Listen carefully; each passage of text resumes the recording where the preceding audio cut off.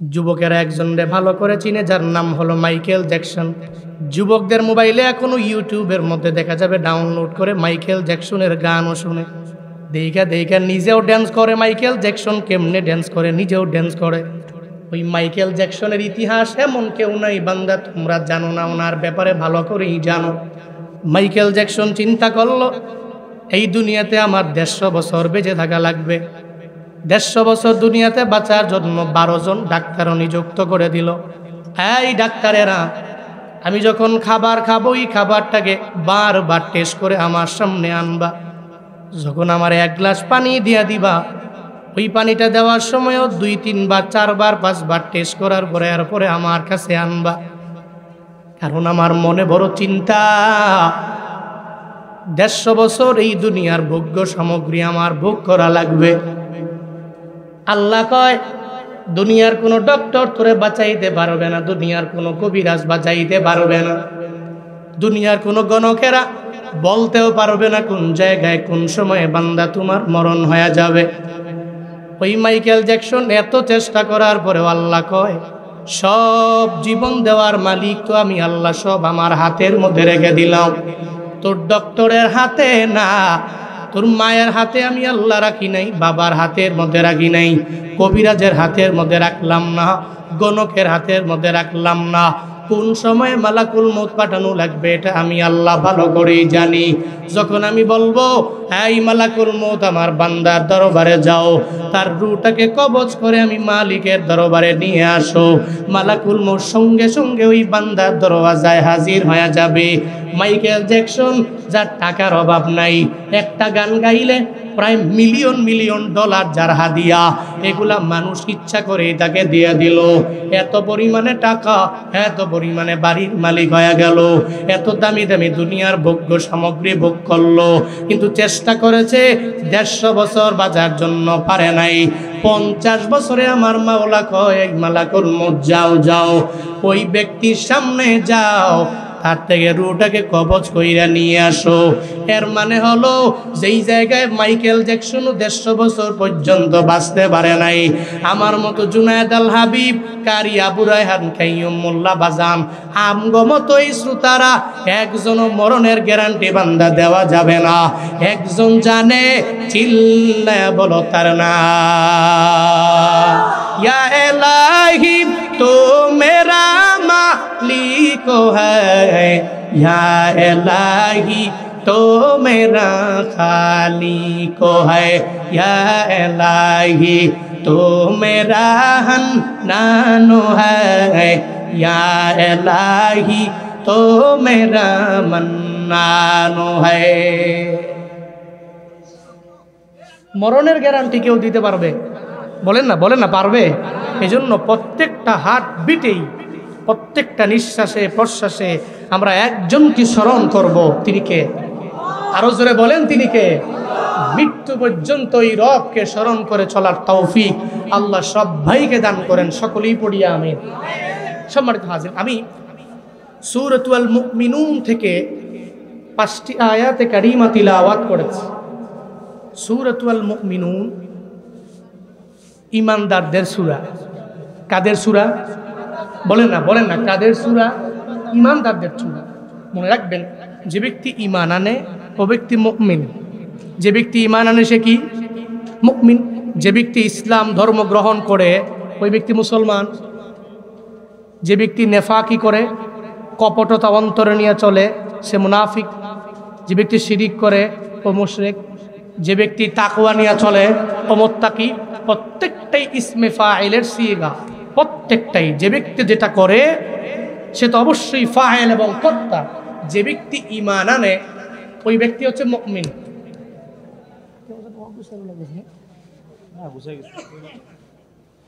আপনারা কথা বুঝতেছেন? হ্যাঁ, একটু ওই যে যখন শুকিয়ে যাবে পানি, শুকায় গেলে একটু বসে পড়েন, নাহলে মজা লাগবে না। একটু পরে রায়হান তিলাওয়াত করবে যখন, তখন তো মনোযোগ সহকারে শুনতে হবে। এটা কোরআন তো। একটু হয়েছে না? একটু বসেন, যারা দাঁড়ায় আছেন একটু বসেন। আর আমি যা বলি শুই না, একটু আওয়াজ দিয়েন। হ্যাঁ, ইনশাআল্লাহ ইনশাআল্লাহ। সূরাতুল মুমিনুন আল্লাহ পাক মুমিনদের ব্যাপারে বলেছেন, মুমিন ইমানদার মুমিন হওয়ার পরে কোন কোন গুণে গুণান্বিত হওয়া লাগবে। যেই যেই গুণে গুণান্বিত হইলে সে কামেল একজন মুমিন হতে পারবে, এই গুণগুলো আগে জানার দরকার আছে। এখন আমরা যে মুমিন, আমাদের বাবা মুসলমান, মা মুসলমান ছিল, এদের ঘরে জন্ম নিছে, তো নাম রাখছে জুনায়েদ আল হাবিব, নাম রাখছে বাইজিদ, নাম রাখছে বোরহান, নাম রাখছে। এই কারণে সামনে মোহাম্মদ লাগিয়ে মোহাম্মদ জুনায়েদ নাম দিলাম, কিন্তু বাস্তবতার নিরিখে ইমানদার হইতে গিয়া তো এক ফোঁটা রক্ত আমারও যায় নাই, আপনাকেও যায় নাই। এখানে এমন কেউ আছেন যে ইমান আনতে যায়া এক ফোঁটা রক্ত ঝরেছে? হেই, এখানে এমন কেউ আছেন? নাই। তাহলে বোঝা গেল আমরা ইমানদার, আমরা আব্বা আম্মা মুসলমান, এই কারণে এদের ঘরে জন্ম নেওয়ার কারণে আমরাও মুসলমান। তবে মুমিন হইতে গেলে কিছু গুণে গুণান্বিত হওয়া লাগবে, শুধু নামে হইলে হবে না, কিছু গুণে গুণান্বিত হওয়া লাগবে। ওই গুণগুলা কি? قد أفلح المؤمنون الذين هم في صلاتهم خاشعون। আল্লাহ বলেন, আই মুমিন, যারা মুমিন হয়ে গেলা তারা তো অলরেডি সফল কাম হয়ে গেলা। আফলাহা যেহেতু মাজির সিগার মানে অর্থ দিবে যে অলরেডি মুমিনেরা সফল কাম হয়ে গেল। সফল কাম হবে এটা আমার মাওলা জানায় নাই, আল্লাহ জানায় দিলেন মুমিনেরা সফল কাম হয়ে গেল। সফল কাম হলো কারা? যেমন নিজের পাক্কা একজন মুমিন বানায় নিল আবু বকর, ওই আবু বকর দামি হয়ে গেল। ওই ওমরে ফারুক আজম বড় দামি হয়ে গেল। হযরতে ওসমান রাদিয়াল্লাহু আনহু এত পরিমাণে দামি হয়ে গেল। হযরতে আলী উনিও নিজেরে মুসলমান বানাইয়া বড় দামি বানায়া ফেলল। আল্লাহ কয়, এরা যে দামি আমি আল্লাহই তো জানায়া দিলাম। কদ আফলাহাল মুমিনুন, যেই বান্দা মুমিনে কামেল হয়ে যাবে ওই বান্দা অলরেডি সফল কাম হয়ে গেল। যেমন আবু বকর হয়ে গেল, ওমর হয়ে গেল। দুনিয়াতে যারাই নিজেরা ইমানদার হইয়া নিজে আল্লাহর পক্ষ থেকে যে আল্লাহ পাক যা আদেশ করলেন তা মাইনা চলতে পারলো, রবের নিষেধগুলোকে নিজেরা যারা বিরত রাখতে পারলো, এরাই সফল কাম হয়ে গেল। এখন সফল কাম হইতে যাইয়া এরা কোন কোন গুণে গুণান্বিত হলো আল্লাহ পাক দ্বিতীয় আয়াতের মধ্যে জানায়া দেয়, আল্লাযীনা হুম ফি সালাতিহিম খাশিউন। আল্লাহ পাক বলেন, দুনিয়াতে যারা মুমিন হবে এদের এক নম্বরে গুণ হবে এরা নামাজি হয়ে যাবে, এরা মুসল্লি হয়ে যাবে। এই কারণেই মুসল্লি হওয়ার কারণে মুসল্লি হইয়া পরে আবার নিজের খাশিনদের অন্তর্ভুক্ত বানায়া নিবি। এরা এত পরিমাণে বিনয়ী হয়ে যাবে, বিনয়ী হয়ে যাওয়ার কারণে এরা এত পরিমাণে সফল কাম হয়ে যাবে। আল্লাহ কয়, সফল কাম বান্দাদের জন্য আমি রবের পক্ষ থেকেই তো জান্নাত, আর মুমিনেরাই তো সফল কাম হয়ে যাবে। মুমিনদের এক নাম্বার গুণ হবে এরা নামাজ বাদ দিবে না, এরা নামাজ কাজা করবে না। এরা ফজর পড়লে জোহর বাদ দিবে না, জোহর পড়লে আসর বাদ দিবে না, আসর পড়লে মাগরিব বাদ দিবে না, মাগরিব পড়লে এরা এর সাথে কাজা করতে পারবে না। এই আল্লাহর বান্দারা 5 ওয়াক্ত নামাজি হয়ে যাবে। যারা 5 বেলার নামাজি হবে এরাই মুমিন হয়ে যাবে, আর এই মুমিনরাই সফল কাম হয়ে গেল। ও বান্দারা, এখন যদি বলেন হুজুর নামাজ পড়লে ফায়দা কোন জায়গায়? শুধু আখিরাতের লাইনেই তো ফায়দা, আমার দুনিয়াবি লাইনে বিন্দু মাত্র পরিমাণ ফায়দা তো দেখাতে পারলেন না। ও বান্দারা, যদি মনে করো দুনিয়াবি লাইনের ফায়দাও তোমার লাগবে, তাহলে দুনিয়াতেই নামাজ পড়ে অনেক বান্দারা কামিয়াব হয়ে গেল, দুনিয়াতেই বড় বড় জাযা আমার মাওলার পক্ষ থেকে পাওয়া গেল। কুফা নগরের মধ্যে এক আল্লাহর বান্দা ছিল কুলি। ওই কুলির কাজ হলো কুলির নামাজ পড়ে 5 ওয়াক্ত নামাজও পড়ে, রোজাও রাখে, নেক আমলও করে। কিন্তু কুলি এত নামাজি আল্লাহওয়ালা, কিন্তু গরিব মানুষ, গরিব হওয়ার কারণে বাজারের লোকেরা কুলিরে কয়, হ্যাঁ কুলি তোমার কাছে ধরো টাকা দিয়া দিল, এই টাকাগুলো নিয়ে যাও, বড় বড় বাজার থেকে মালগুলো বুঝাই করে আইনা আমাদেরকে দিয়া দিবা। একটা কুলির কাজই হলো এটা। এবার কুলির কাছে যখন অনেকগুলো টাকা পয়সা জমা করে যখন দিয়া দেয়, কুলি তার খচ্চরটা নিয়ে যখন রওনা, একটু দূর পথিমধ্যে যাওয়ার পরে একটা ভিখারির সাথে মোলাকাত হয়ে যায়। ওই ভিখারির সাথে যখন মোলাকাত হয়ে গেল, ওই ভিখারি কয়, আল্লাহ কারীম কুলে তুমি আমার জন্য একটু দাঁড়াও না, ওই তোমার খচ্চরের পিছনে আমারে নিয়ে একটু বাজারে নিয়ে যাও। যখন ভিখারি তার কাছে আবদার জানাইলো, মনে রাখবেন যেই বান্দা নামাজি হয়ে যায় এর দিলটা অটোমেটিক নরম হয়ে যাবে, যেই বান্দা রোজা রাখে ওর দিলটা অটোমেটিক নরম হয়ে যাবে, যে নেক আমলের লাইনে অগ্রগামী হয়ে যায় ওই বান্দার মনটা অটোমেটিক নরম হয়ে যাবে। কিন্তু যে ব্যক্তি বারবার মানুষের উপর জুলমের মাত্রা বাড়ায়া দেয়, ওর কাছে গিয়া যদি বলেন হে ভাই তুমি তার উপরে অত্যাচার করবা না, জুলুম করবা না, দেখবেন জালেমের বিন্দু মাত্র পরিমাণ মায়া লাগবে না। ইমানদারদের মনে যেমন মায়া, কশিনকালেও বেঈমানের মনের মধ্যে এমন মায়া খুঁজে পাওয়া যায় না। এই যে আমরা হুজুরেরা বিভিন্ন সময়ে যে বিভিন্ন এলাকার মধ্যে যাই, গরিব মিসকিন দেখলে আমরা ধমক দেই না রে বাবা, একটা এতিম দেখলে আমরা ধমক দেই না। আমগো বাজানের ব্যাপারে কিছু ভিডিও তোমরা দেখছো ইউটিউবে, উনি এতিম দেখলে এতিমকে ধইরা নেয় আর রায়হানে নিয়া একে ফ্রিতে লালন পালন করে। এই যে একটা গুণে নিজেরে গুণান্বিত বানায় ফেললো, এতিমগুলারে নিয়ে গেল, এদের মাথার মধ্যে হাত বুলাইলো। ও বান্দারা, এটা ইমানওয়ালা বান্দার দ্বারাই সম্ভব হয়ে যায়। যার ভিতরে ইমান নাই, যার ভিতরে নেফাকি দিয়া ভরপুর, ওর কাছে যতই সবক দাও, যে এতিমের মাথার মধ্যে একটু হাত বুলাইয়া দাও, একজন ভিখারিকে ধমক দিয়া তুমি তাড়াইয়া দিতে পারবা না। কশিন কালেও ওই জালেমের এটা কশিন কালেও তার অন্তরের মধ্যে ঢুকবে না।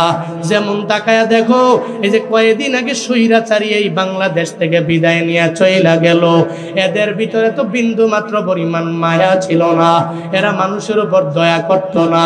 ওলামায়ে কেরাম নিয়ে বারবার এরা কটূক্তি করত, এরা ওলামায়ে কেরামকে এক নজরেও দেখতে পারে না। এমন একটা পরিস্থিতি হয়ে গেল যে ছোট ছোট মাজলুম বাচ্চাদেরকেও এরা এদের উপরে জুলুম কইরা এদেরকে এত অত্যাচারীও বানায়া ফেললো।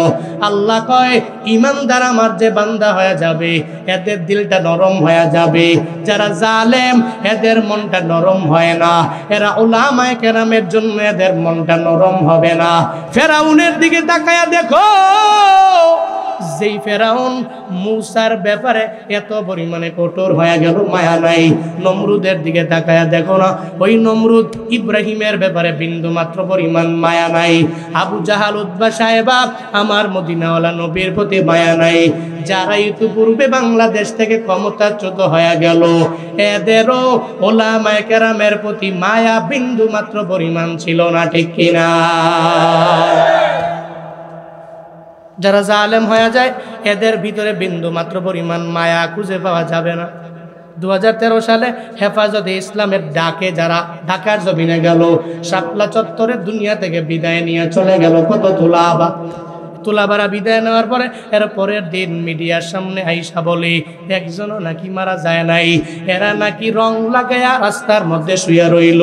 এরা কশিনকালেও কোনো ইমানদারের বক্তব্য হতে পারে না, এটা মুনাফিকের বক্তব্য ছাড়া ইমানদারের বক্তব্য হতে পারে না। একজন জালেমের বক্তব্য বান্দা তুমি এমনই পেয়ে যাবা, কিন্তু ইমানদারের বক্তব্য এমন পাবা না। শেখ আহমদুল্লাহ হাফিজাহুল্লাহ এই যে কয়েকদিন আগে আস-সুন্নাহ ফাউন্ডেশনের ফাউন্ডার কয়েকটা বাচ্চাকে সামনে নিয়ে কিছু সংবাদ সম্মেলন করলো, সাংবাদিকেরা আসলো, কিছু ছোট ছোট বাচ্চাদের ভিডিও যখন নিয়ে যায়, ওই শেখ আহমদুল্লাহ উনি আস-সুন্নাহ ফাউন্ডেশনের ফাউন্ডার, ওনার ওই সংস্থার পক্ষ থেকে আন্দোলনে যারা দুনিয়া থেকে বিদায় নিয়ে চলে গেল প্রত্যেকের 1 লাখ টাকা করে দিয়েছে। এই দেয় নাই? আপনারা দেখেন নাই? ওনার ফাউন্ডেশনের পক্ষ থেকে 1 লক্ষ টাকা করে প্রত্যেকটা পরিবারকে হস্তান্তর করেছে, এদের হাতে দিয়েছে। তো ওখানে কিছু কন্যা সন্তান, ছোট ছোট বাচ্চা যাদের বাবা দুনিয়া থেকে বিদায় নিয়েছে, এদেরকে মিডিয়ার সামনে এনেছে। একটা কন্যা সন্তান ছোট, সর্বোচ্চ 5-6-7 বছরের বয়স হবে, এই ছোট কন্যা সন্তানকে সামনে আইনা ওর বাবার ব্যাপারে জানতে চায়। এই কন্যা সন্তান, তোমার বাবা কই, বাবার ব্যাপারে জানায়া দাও। কন্যা সন্তান বলে আমার বাবা নাই, ওই পুলিশের বুলেটের আঘাতে আমার বাবা দুনিয়া থেকে বিদায় নিয়ে চইলা গেল। একটা ছোট মানুষ তার বাবার ব্যাপারে এক এক করে বক্তব্য দিয়ে দেয়। এই শায়েখ, আমার বাবায় সকালবেলা আমারে সুন্দর করে খাওয়াইতো, আমার বাবায় লোকমা দিয়া খাওয়ায়া এরপরে নিজে অফিসের মধ্যে যাইতো, আমার স্কুলের মধ্যে দিয়ে আসতো। আমার বাবায় অফিস থেকে আসার পরে এরপরে আমারে সুন্দর করে খাওয়ায়া লোকমা দিয়ে সর্বাবস্থায় খাওয়াইতো। এরপরে খাওয়াইয়া আমার বাবায় আমারে পড়ার টেবিলের মধ্যে বসাইয়া দিত। ওই পড়ার টেবিলে বসানোর পরে এরপরে আমার সাথে খেলাধুলা কইরা ঘুম পাড়ানি গান গাওয়ায়া এরপরে আমার বাবায় ঘুম পাড়াইয়া দিত। একটা কন্যা সন্তানের জন্য বাবার কি পরিমাণে মায়া, বাবারা তো কন্যা সন্তানরে এত পরিমাণে ভালোবাসে। যদি বাড়ি থেকে অন্য কোথায় ঘোরার জন্য যায়, আগে মেয়ের কাছ থেকে বিদায় নেয়, এরপরে আবার আইসা আগে মেয়েটারে চুমু খায়। ওই মেয়েটাকে বলে, মেয়েরে ধরো ধরো বাবায় বাজার থেকে এই মজাটা তোমার জন্য আনলাম। একটা বাবার কন্যা সন্তানের প্রতি এত পরিমাণে মায়া, এখানে যারা বাবা হইছে ওই বাবাই বলতে পারবে কন্যার প্রতি কি পরিমাণে মায়া। আর এই বাবাই যদি দুনিয়া থেকে বিদায় নিয়ে চইলা যায়, তখন ওই কন্যা সন্তানটা যেখানেই যাবে, ও ডানে গেলে ওর বাবারে খুঁজবে, ও বামে গেলে ওর বাবারে খুঁজবে, ও সামনে যেখানেই যাবে দেখবে আমার বাবায় নাই, ও পেছনে গেলেও দেখবে আমার বাবায় নাই। ও যখন ওয়াশরুমে যাবে মনে করতো আমার বাবায় আমারে নিয়ে আসতো, আজকে আমার বাবা কোথায় গেল, ওখানে গিয়েও বাবারে খুঁজে পাবে না। ও যখন খাবার খাওয়ার জন্য লোকমা তার মায়ে খাওয়াইয়া দিবে, তখনও বাবার কথা মনে পড়ে যাবে। ও আল্লাহর বান্দারা, তোমরা যারা মুরব্বী হইয়া বাবারে হারাইলা, মারে হারাইলা, একটা 60 বছরের মুরব্বীও যদি বাবাকে হারাইয়া ফেলে, এরপরেও দেখবেন চোখের পানি ফালায়া ফালায়া কান্না করে। চায়ের দোকানেও গেল, মনটা খারাপ হয়ে গেল, এই বাবা কেন আপনি চোখের পানি ফালায়া কান্না করেন? আমি মুরব্বী হতে পারি, কিন্তু আমার বাবা এত দুনিয়ায় নাই, আমার বাবা দুনিয়া সাইরা চইলা গেল। একজন বাবার মায়ায় একজন দাদাও যদি চোখের পানি ফালায়া কান্না করতে পারি, একটা কন্যা সন্তান তার বাবারে হারাইয়া কিভাবে চোখের পানি ফালায়া ফালায়া কান্না করে। আর ওই কন্যায় যদি জানে আমার বাবারে জালেমে দুনিয়া থেকে বিদায় করে দিল, একটা পুলিশের বুলেটের আঘাতে আমার বাবায় দুনিয়া থেকে বিদায় নিয়ে চইলা গেল, বন্দারে আমার মাওলার আরশে মুআল্লা পর্যন্ত এই সময় কম্পিত হয়ে যায়। জালেম একবার দোষ করে আমার মাওলা ধরে না, 2 বার দোষ করে ধরে না, 10 বার দোষ করে আমার আল্লাহ ধরে না, 15 বার দোষ করে আমার আল্লাহ ধরে না। একটা পর্যায়ে কিছু কিছু কন্যা সন্তান যখন মাজলুম হয়ে যায়, ওই কন্যা সন্তান যখন বলে, ও দয়ার মালিক, আমার বাবাকে যারা দুনিয়া থেকে বিদায় করে দিল, আল্লাহ দুনিয়ার মধ্যে এদের বিচার তুমি কইরা দিও। আমি মাঝে মাঝে ভাবি, এই সরকার ক্ষমতাচ্যুত হওয়ার পরে কেউ নামও কেন নেয় না, আবার এদের গুণগানও কেউ গায় না। এলাকার মধ্যে যারা এদের পরিচয় দিয়ে চলতো, এখন পরিচয়ও কেন দেয় না? কেন এত পরিমাণে পতন হয়ে গেল? এরা কি দুনিয়াতে চলার পথে নিজেরা কালেমা পয়রা মুসলমান হয় নাই বলে হইল?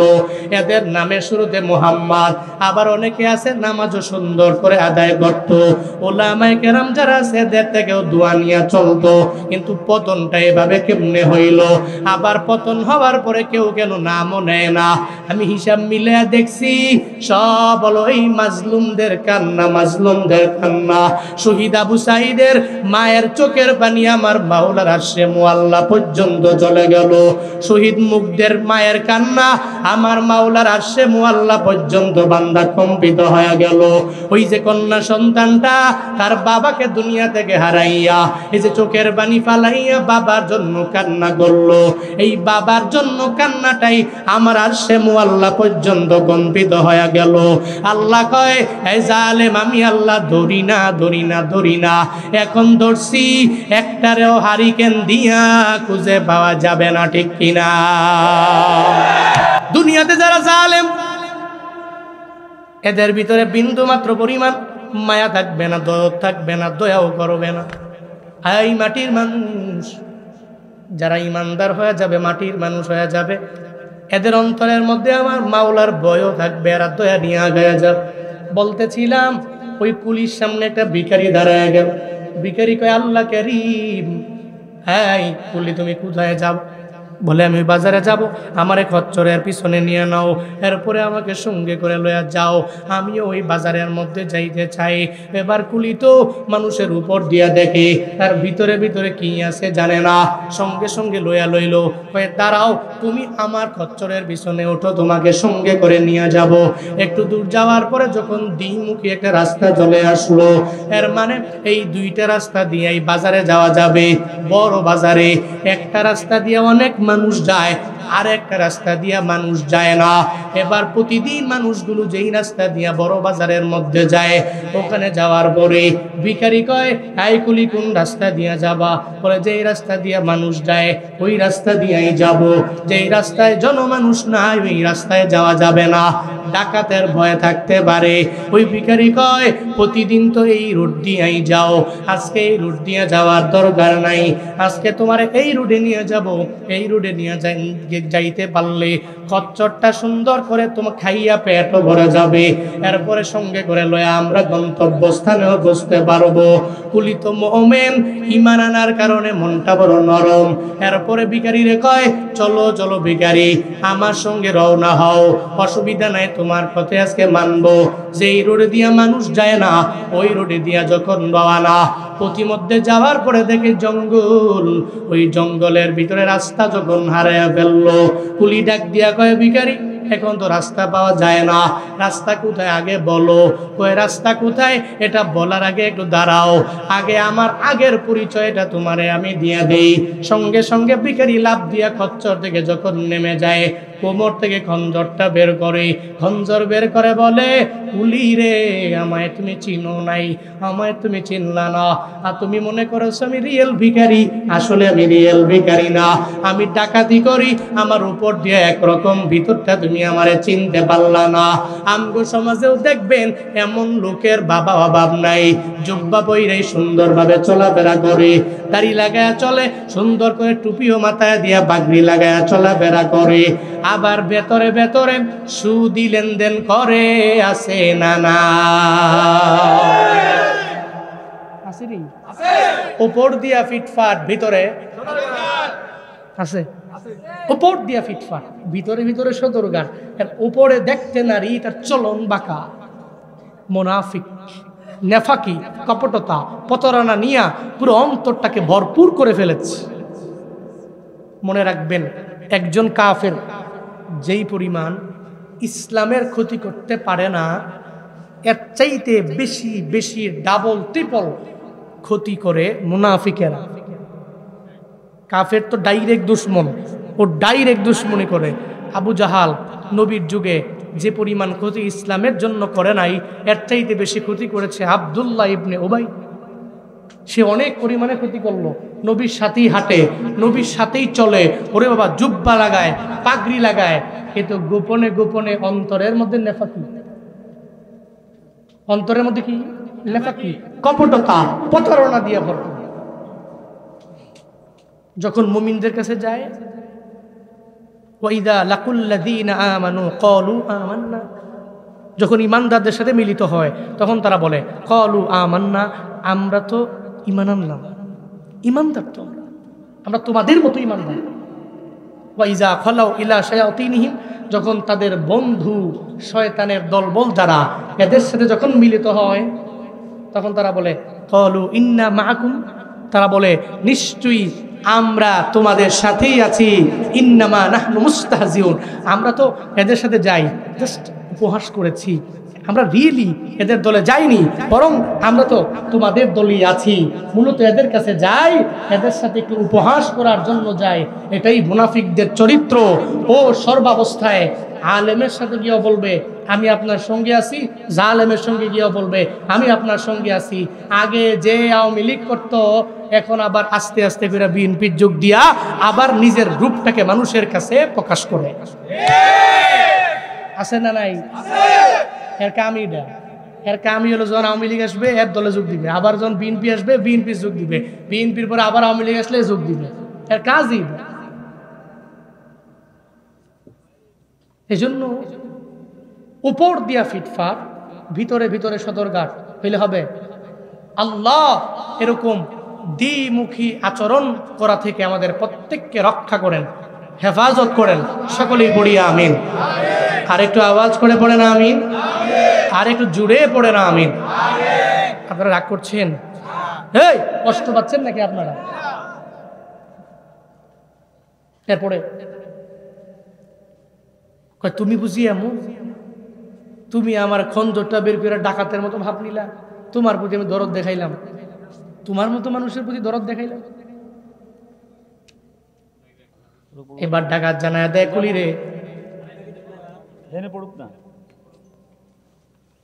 ডাকাত জানায় দেয় কুলি রে, সব মালগুলো এখন আমার হাতের মধ্যে দিয়ে দাও, আমি নিয়ে যাব। শুধু তাই না, এগুলা নিয়ে যাবো এবং তোকেও দুনিয়া থেকে বিদায় করে দেওয়া হবে। কুলি কয় আমারে মারিস না, আমার টাকা পয়সাগুলো, আমার সম্বল, এগুলো নিয়ে যা, খচ্চরগুলো আমার সম্বল সব তুই নিয়ে যেতে পারো, তবে আমারে মাইরো না। মাঝে মাঝে বয়ান শেষ কইরা গভীর জায়গা থেকে যখন আমরা বের হই, ওই এলাকার মধ্যে লোকেরা জানায়া দেয়, যদি এই রোডে যান, যায় দেখবেন সামনে হঠাৎ করে একজনে আপনারা লাইট টিপ মারবে দাঁড়ানোর জন্য। তখন চিন্তা কি, বলে দাঁড়ানো যাবে না, জোরে গাড়ি টান দিয়া যাও। এখন যাওয়ার পথে সামনে গিয়া যদি গাছ আটকায়া দেয়, ডাকাতে যদি ধরে, ধরার পরে যদি বলে হুজুর সাহেব বয়ান কইরা যাহা দিয়ে নিয়ে আসলেন সব দিয়ে দেন। এমন হয় না? মাঝে মাঝে অনেক গভীরে যাওয়ার পরে হাদিয়াটা দিয়ে নিয়ে যাওয়ার পর থেকে হুজুর সাহেব বয়ান তো করলেন 1-1.5 ঘন্টা করে, হাদিয়া যা পাইছেন, আমরা তো কষ্ট করছি 3 ঘন্টা, আপনি কষ্ট করছেন 1 ঘন্টা, আমরা কষ্ট করেছি 3 ঘন্টা, গাছ টাছ কাটছি, এগুলা ফালাইছি, তো সম্মানী যা পাইছেন দিয়া যান। তো নেওয়ার পরে কয় বদদুয়া দিয়ে না, দোয়া করেন। কি কয়, বদদুয়া দিয়েন না হুজুর, হুজুর মানুষ তো দোয়া করেন। তো ওই পরিস্থিতি যদি কেউ পড়ে, হুজুর বাদ দিলাম, আপনারাও যদি পড়েন, পড়ার পরে কি কইবেন, টাকা যা আছে সব নেও, আরো কত টাকা জীবনে আসবে বাঁচলে, মোবাইল টোবাইল যা আছে সব দিয়ে দিলাম, ধরো নেও, কিন্তু আমার গায়ে একটু টাচ কইরো না। ঠিক কিনা? বাস্তবতা এটাই। সঙ্গে সঙ্গে কুলি জানায়া দিল, আমারে মাইরো না, বরং আমার টাকাগুলো নিয়ে যাও, আমার খরচ তুমি নিয়ে যাও, সব তোমাকে দিয়ে দিতে পারি, কিন্তু আমারে মাইরো না রে। যদি আমারে মারো রে, বাড়িতে যাওয়ার পরে আমার মা আমারে পাইবে না, আমার বাবা আমারে পাইবে না, আমার সন্তানেরা পাবে না, এরা চোখের পানি ফালায় সারা জিন্দেগি ভর কান্না করবে। ধরো ধরো, এই টাকাগুলো তোমার চাইছো, তোমারে দিয়া দিলাম, এই খচ্চটগুলো তোমারে দিয়া দিলাম, সব তোমারে দিয়া দিলাম, এগুলা নিব, আবার তোরে দুনিয়া থেকেও বিদায় করে দিব, এগুলা নিয়েও তোরে মারবো, কারণ তোরে না মারলে বাজারে গিয়া বইলা দিবা, আমার নাম কইয়া দিবা, এরপরে আমাকে এরা দুনিয়া থেকে বিদায় করে দিবে। অসুবিধা নাই, যদি আমারে মারতে যাও, মারবা, অসুবিধা নাই, তবে দাঁড়াও, ওই হুজুরের কাছ থেকে আমি বয়ান শুনলাম, মুমিন যখন বিপদের মধ্যে পড়ে যায়, মুসিবতের মধ্যে পড়ে যায়, একটা ঝামেলার মধ্যে মুমিন যখন পইরা যায়, ও দুনিয়ার মানুষেরা জানায় না, একজন রে জানায়, চিল্লায়া বলো তার না। এই যুবকেরা, জীবনে কত বিপদে পড়েছ,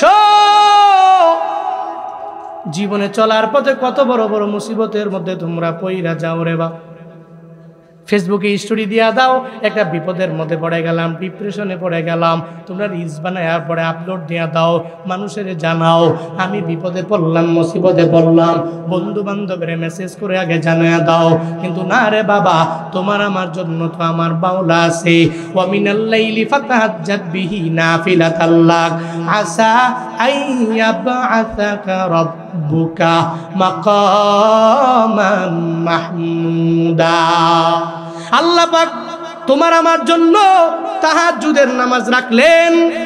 ওই নামাজের সময় বান্দা তুমি মুসল্লায় দাঁড়ায়া যাও, ওই সময় আমার মাওলার দরবারে 2 রাকাত 4 রাকাত নামাজ আদায় করে আল্লাহকে জানাও না, আল্লাহ গো বড় একটা বিপদের মধ্যে পড়ে গেলাম, একটা বড় মুসিবতের মধ্যে আমি পইরা গেলাম রে মাওলা, এই বিপদ থেকে তুমি আমারে বাঁচাইতে পারো, এই মুসিবত থেকে তুমি আমারে বাঁচাইতে পারো রে আল্লাহ। ওই রবের দরবারে যদি কানেকশন লাগায়া দাও, দুনিয়ার মানুষের কাছে বইলা যেটা পাবা না, আমার মাওলার কাছে বললে আমার মাওলা তোমার মনের সমস্ত আশা পূরণ করে দিতে পারে। ঠিক কিনা? আমার মাওলার সাথে কানেকশন লাগাও। মনে মনে চিন্তা ভাবনা করে, হুজুরের কাছ থেকে তো বয়ান শুনছিলাম, মুমিন বিপদে পড়ে গেলে নামাজে দাঁড়ায়া যায়। এবার কুলি কয়, তুই আমারে মারবি, অসুবিধা নাই, তবে দাঁড়াও, 2 রাকাত নামাজ পড়ার জন্য সুযোগ দাও। আমি 2 রাকাত নামাজ আদায় করব, এর উপরে নামাজের পরে আমারে মাইরু, আমারে কাইটু, আমারে দুনিয়া থেকে বিদায় করে দিও, কোনো অসুবিধা হবে না। এবার ডাকাতে কয়, তোর মতো কত নামাজিরে আমি দুনিয়া থেকে বিদায় করে দিয়েছি। ওই সামনে তাকায়া দেয়, এরা দুনিয়া থেকে বিদায় নিল, এরা দুনিয়া থেকে বিদায় নিয়েছে, এর আগে নামাজও বলল, কিন্তু এদের নামাজ আমার খঞ্জর থেকে একজনও বাঁচাইতে পারে নাই, এদের নামাজেও বাঁচাইতে পারে নাই। তুই নামাজ পড়বি আর আমার হাত থেকে বাইচে যাবি, এমন হবে না। এরপরেও কুলি কয়, আমারে 2 রাকাত নামাজের জন্য সুযোগ দিয়ে দাও। অসুবিধা নাই, দিয়ে দিলাম। এবার কুলি যখন একনিষ্ঠ চিত্তে যখন নামাজে দাঁড়ায় গেল, ওই নামাজে দাঁড়ায় আমার আল্লাহর দরবারে আবদার জানায়। সঙ্গে সঙ্গে সূরা ফাতিহা পড়ার পরে কোনো আয়াতগুলির মনে আসে না। বিপদে যখন পড়ে যায়, মুসিবতের মধ্যে যখন পড়ে যায়, আমার মাওলার দরবারে আবদার জানায়, আল্লাহ আম্মাই ইউজিবুল মুস্তার, আম্মাই ইউজিবুল মুস্তার।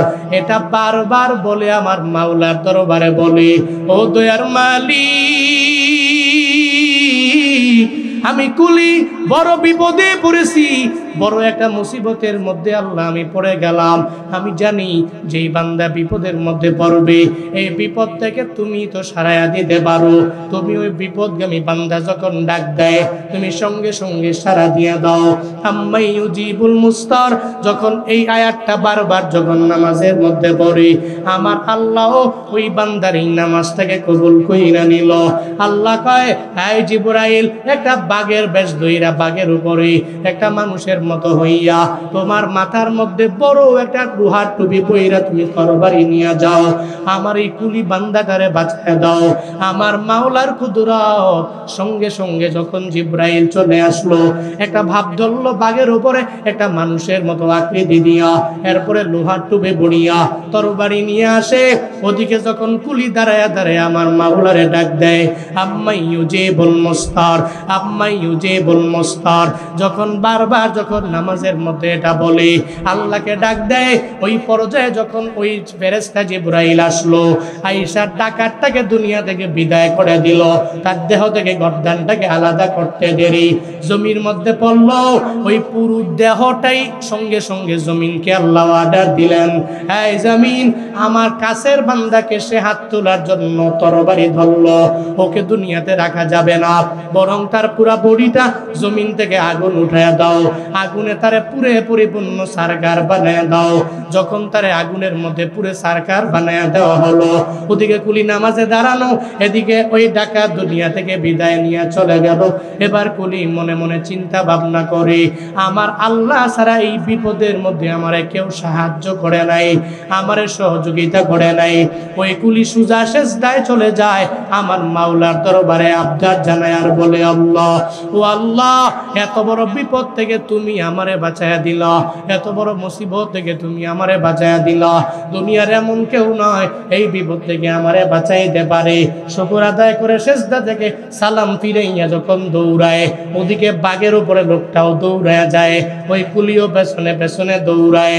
ওই কুলি ডেকে বলে, এই বাঘে আরোহণকারী ব্যক্তি দাঁড়াও, তোমার পরিচয় তুমি আমারে দিয়া যাও। বারবার যখন কুলি দৌড়ায়, ওই ব্যক্তি পরিচয় দেয় না। একটু দূরে যাওয়ার পরে কুলি যখন বারবার আবদার জানায়, একটু পরিচয়টা দিয়া যাও, ওই ব্যক্তিটা বাঘের উপর থেকে জানায় দেয়, কুলি রে, বিপদে পইরা মুসিবতে পইরা যে আল্লাহরে তুমি বলো নাই, যে আল্লাহরে তুমি একটু ডাক দিয়া দিলা, ওই আল্লাহ তো তোমারে কশিন গেলেও বলতে পারে না। ফাজকুরুনি আযকুরকুম, বান্দা যখন আমার মাওলারে স্মরণ করে, আল্লাহ তো বান্দারে স্মরণ করে রে বাবা। ও কুলি, তুমি বিপদের মধ্যে পইরা আমার মাওলারে ডাক দিলা, আম্মাই ইউজিবুল মুস্তার, এটা যখন বারবার তুমি বললা, আমার আল্লাহ তোমার প্রতি এত পরিমাণে রাজি হয়ে গেল, সন্তোষ সন্তুষ্ট হয়ে গেল। আল্লাহ রাজি হইয়া আমারে তোমাকে ওই ডাকাত থেকে বাঁচানোর জন্য পাঠাইয়া দিয়েছে। আমি দুনিয়ার সাধারণ কেউ না, আমি হলাম আম্মাই ইউজিবুল মুস্তারের গোলাম। কার গোলাম? আম্মাই ইউজিবুল মুস্তার। তুমি যারে ডাকতেছো বিপদগামী ব্যক্তির বিপদ থেকে উত্তরণ করনেওয়ালা রব, তুমি যারা ডাকতেছো আমি ওই রবের গোলাম। তুমি রবের ডাকছো, রব আমারে পাঠায়া দিছে ডাকাত থেকে তোমাকে বাঁচানোর জন্য। চিল্লায়া পড়া যাবে না আল্লাহু আকবার। কাদের কুদরত দারি বরকামাল আনতা রব্বি আনতা হাসবি যুল জালাল তুহি কাদের জলিলুল্লাহ জাহাদার বহর হালে তুহি মেরা নেগাহদার। মুমিনের এক নম্বরে গুণ হয়ে যাবে, এরা নামাজি হয়ে যাবে। কশিন কেন এরা নামাজ বাদ দিবে না, নামাজ বিনয়ের সাথে এরা পড়বে, নামাজের মুসল্লায় দাঁড়াবে, বিনয় নিয়ে দাঁড়াবে। এবার 2 নম্বরে মুমিনের গুণ হলো ওয়াল্লাযীনা হুম আনিল লাগুই মুরিদুন।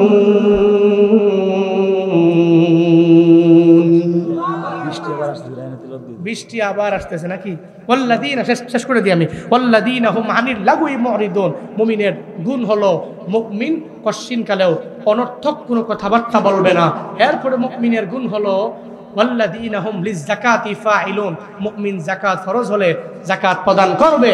এরপরে মুমিনের গুণ হলো ওয়াল্লাযীনা হুম লিফুরুজিহিম হাফিজুন। মুমিন সর্বাবস্থায় তার লজ্জাস্থানের হেফাজত করে, তার জিহবার হেফাজত করে মুমিন চলবে। এই মুমিনেরা, নাম করা নামে নামে বলো মুমিন হয়ে লাভ নাই। নিয়ত করুন আজকে থেকে যে আমরা মুমিন হওয়ার জন্য যেই গুণে গুণান্বিত হওয়া লাগবে, ওই গুণগুলো অর্জন করে নিজের খাঁটি মুমিন বানাবো। পারবো তো ইনশাআল্লাহ? পারবো তো ইনশাআল্লাহ? আল্লাহ আমাদের প্রত্যেককে খাঁটি মুমিনদের অন্তর্ভুক্ত বানায়া দেন। আল্লাহ আমাদের সবাইকে খাঁটি মুসলমানদের অন্তর্ভুক্ত বানায়া দেন। সকলে চিল্লায় একবার করে পড়ে না আমিন। আর জোরে পড়ে না আমিন। আর একটু আওয়াজ করে পড়ে না আমিন। ইনশাআল্লাহ আপনাদের কাঙ্ক্ষিত মেহমান বিশ্বজয়ী কারি আবু রায়হান তিলাওয়াত করবে। ধৈর্য সহকারে বসবেন, শুনবেন। আমিও আছি।